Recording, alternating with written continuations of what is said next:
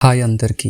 India Pakistan సరిహద్దులో రాత్రి ఒక పవర్ఫుల్ ఆపరేషన్ జరిగింది. అదే ఆపరేషన్ సింధూర్.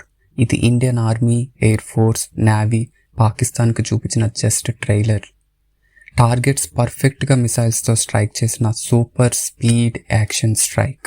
ఇది అంతా కేవలం ఇన్ 25 minutes. రాత్రి ఊహించిన విధంగా ఈ అటాక్ జరిగింది. ఇండియన్ ఆర్మీ టోటల్ సైలెన్స్తో పాకిస్తాన్ ఆక్రమిత కాశ్మీర్ POKలోని టార్గెట్స్పై మిసైల్ దాడులు చేసింది.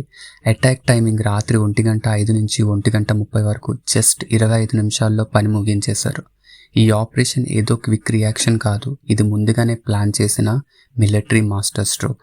అదే ఆపరేషన్ సింధూర్. రీసెంట్గా 22 April 2025 పెహల్గాంలో జరిగిన టెర్రరిస్ట్ అటాక్లో 26 మంది అమాయకులు చనిపోయారు. ఆ అటాక్కు కారణమైన టెర్రరిస్ట్ క్యాంప్స్ POK మరియు పాకిస్తాన్లో ఉన్నాయని ఇండియన్ ఇంటెలిజెన్స్ కనిపెట్టింది. ఈ క్యాంప్స్ జైష్-ఇ-మొహమ్మద్, లష్కర్-ఇ-తోయిబా, హిజ్బుల్ ముజాహిద్దీన్ లాంటి టెర్రరిస్ట్ గ్రూప్స్కి సంబంధించినవి. ఈ క్యాంప్స్ ట్రైనింగ్ సెంటర్స్గా, ఆయుధాల స్టోర్గా, ఇన్స్టలేషన్ కోసం లాంచ్ ప్యాడ్స్గా వాడుకుంటున్నారు. అందుకే ఇండియన్ ఆర్మీ 9 కీలక టార్గెట్స్ను సెలెక్ట్ చేసి ఈ దాడిని చేసింది.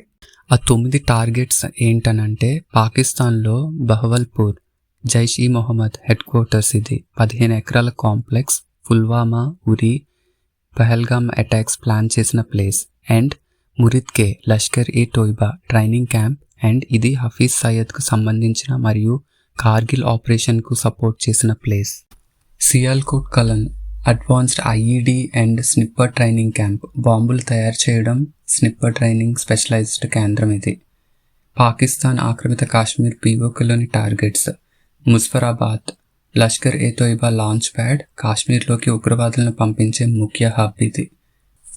Kotli, Lashkar logistics centre and south Kashmir communication centre. Bhimber, Hizbul Mujahideen training camp, ఉగ్రవాద రిక్రూట్మెంట్, శిక్షణ ప్రసిద్ధి చెందిన base.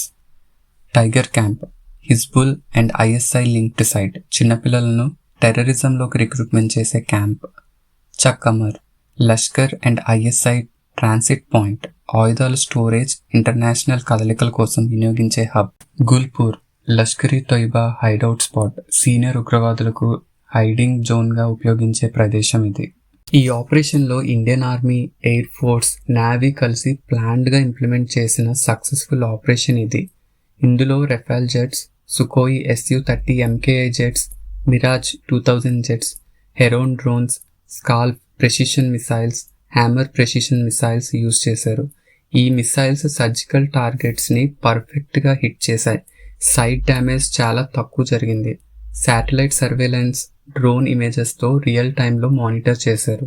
Colonel Sofiya Qureshi, wing commander Vyomika Singh briefing lead చేశారు. Foreign secretary Vikram Misri diplomatic యాంగిల్లో మీడియా బ్రీఫింగ్ చేశారు.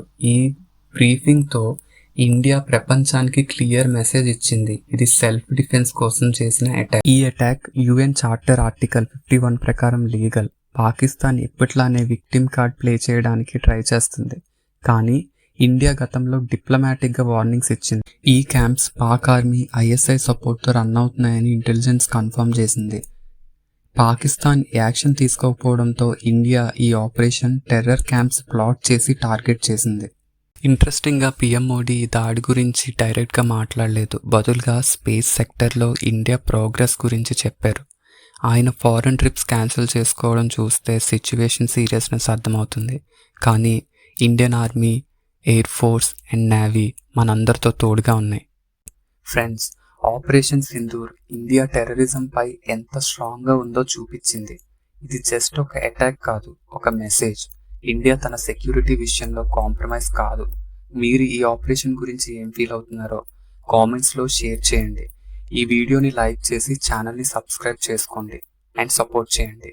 అప్పటి వరకు జై హింద్, జై భారత్.